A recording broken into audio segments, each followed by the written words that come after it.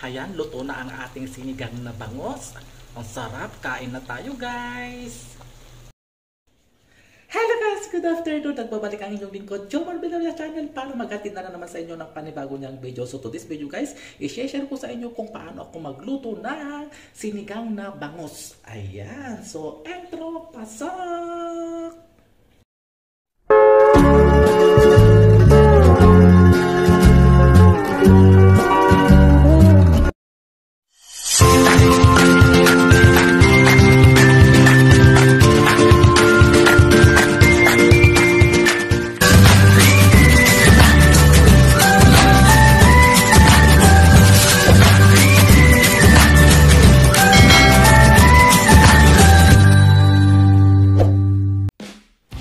Ayan guys, bago natin lutuin, i-share ko muna sa inyo ang mga sangkap na gagamitin natin sa pagluluto ng sinigang na bangos. So ayan guys, nandito ang ating mga vegetable. Ayan, gagamit tayo ng sitaw. Nandun din ang ating ladyfingers, ating sili, haba. Ayan, gagamit din tayo ng pangmalinamnam natin, magic sarap, onion, black pepper. Then maglalagay din tayo guys ng patis para masarap ang ating sabaw, tomato, at sinigang mix sa sampalok ang gamit ko. And instead na water spinach o kangkong ang gagamitin natin, napa cabbage. Ayan, masarap kasi yung napa cabbage guys, manamis-namis. So yan na, lutuin na natin ang ating sinigang na bangos. So yan na guys, kumukulo na ulit yung ating pinakulo ang kamatis at saka yung ating sibuyas. Ilalagay na natin itong ating bangos. Ayan, sarap.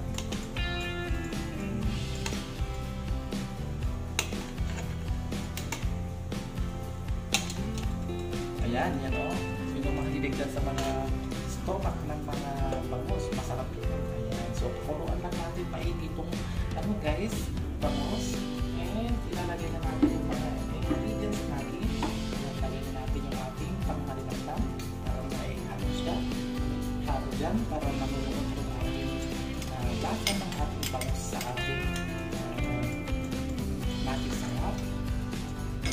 Ilalagay din tayo guys na paminta.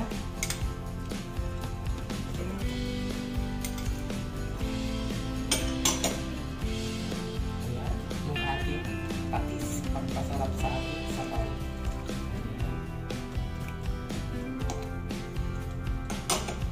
Haluin natin guys.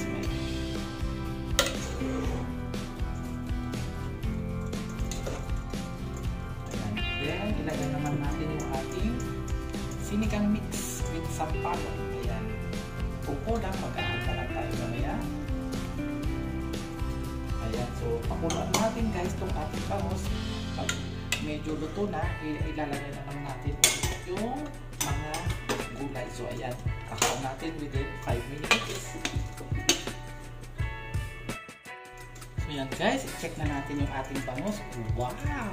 Ayan, masarap ang kanyang sabaw. Tikman natin guys, timplahan na natin ng eksaktong lasa yung ating sabaw.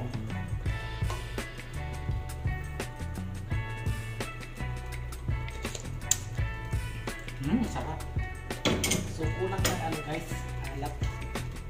Lagay tayo ng konting asin. Ayan. And then guys, mag-a-add tayo guys ng konting olive oil. Konti lang guys. Pang lang natin. Ayan. And saka natin nilagay yung ating siling haba. Ayan. Medyo manghang yan guys. So, sabay na rin natin yung ating okra. Sitaw. Ayan. So, ikukunin lang natin itong napakabits guys kasi madali lang matututo. Ayan. Masarap itong napakabits guys. Malagay na guys. So, ayan. Lubog natin yung gulay natin sa loob. At ibabaw natin yung bangos. Ayan. So, yan guys. Pwede na natin ilagay yung ating napakabits. Sarap po guys. Yan, damihan na natin.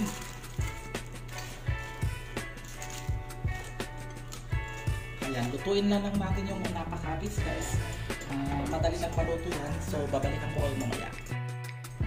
So, yan guys. I-check na natin kung luto na yung ating napa cabbage. Ayan. Wow! Napakasarap ang ating ulam ngayon. Ayan. So, tikman natin itong napa cabbage guys at saka yung kanyang sabaw. Kung eksakto lang.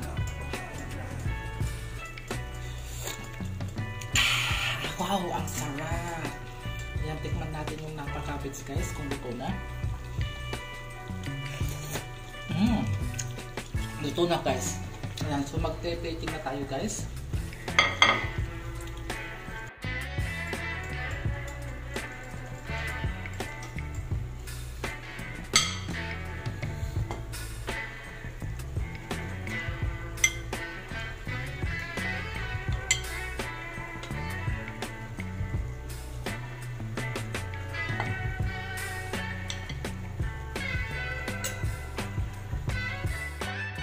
So yan na guys, yung ating sinigang na bangus. Ayan, ang sarap. Kain tayo guys. Thank you for watching.